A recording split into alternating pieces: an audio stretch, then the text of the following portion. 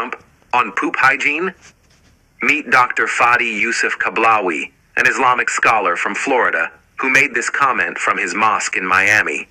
He is speaking out against U.S. President Donald Trump, who called Somalis in Minnesota garbage. Somalis are garbage? You don't even know how to clean yourself after bathroom. These kuffar do not know how to clean themselves after using bathroom. Somalis are garbage, you human garbage. Well, like the foot of the dirtiest Somali is cleaner most probably and has less microbes and bacteria than your face that you hardly wash. So this guy's flexing Islamic superiority on hygiene? Bold move. But let's flip the script. What does Islam actually teach about post-poop cleanup? Spoiler. It's straight out of a 7th century survival guide. Part 1. Go to a big empty field and let it rip. Prophet Muhammad used to go to a place called Al-Manasi, basically a huge empty field outside the city, to pee and poop.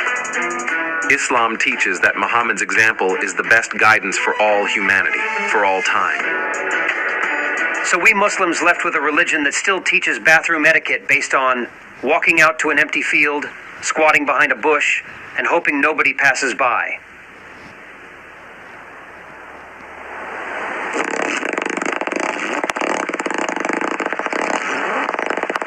Imagine Muslims in New York, London, or Jakarta trying to follow that literally. It simply doesn't fit modern life. Yet these instructions are still treated as divinely guided sunnah. Part 2. Clean yourself with stones. Oh no, I forgot to bring toilet paper. No worry. This Bukhari hadith gives the solution. He should clean his private parts with stones, odd number of stones to be exact. Why? Because Allah say so. There is no other explanation, no hygiene reason, no medical benefit, just odd number of stones or you're doing it wrong. And ironically, stones do not actually clean you. They scrape, they smear, but they don't sanitize. If Allah is all-knowing, why are the instructions for cleanliness so primitive? Why not use water, wash with soap, keep your hands clean?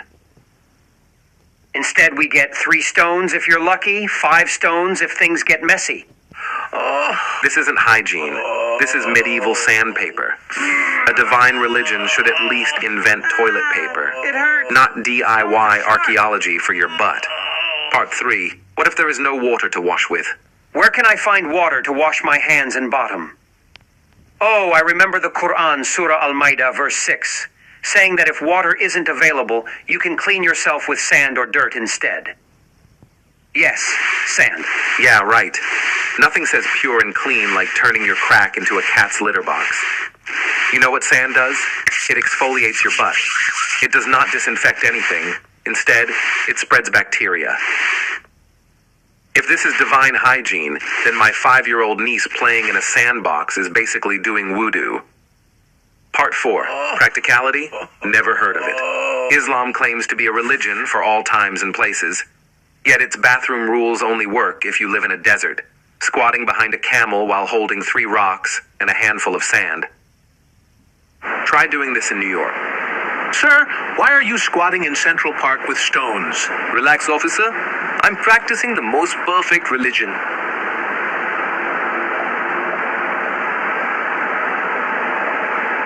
Back to Dr. Fadi Yusuf Kablawi.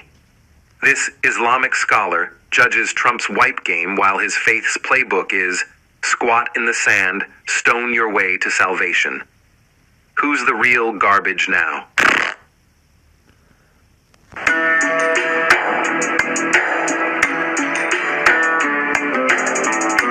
One day, the Quraysh caravan passed by the Al-Manasi field. And what did they see?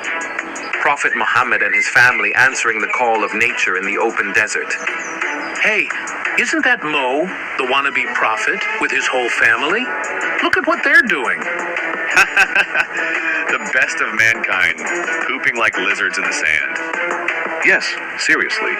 He claims that Allah has given him divine guidance for all of humanity, yet he can't even build his community a proper toilet.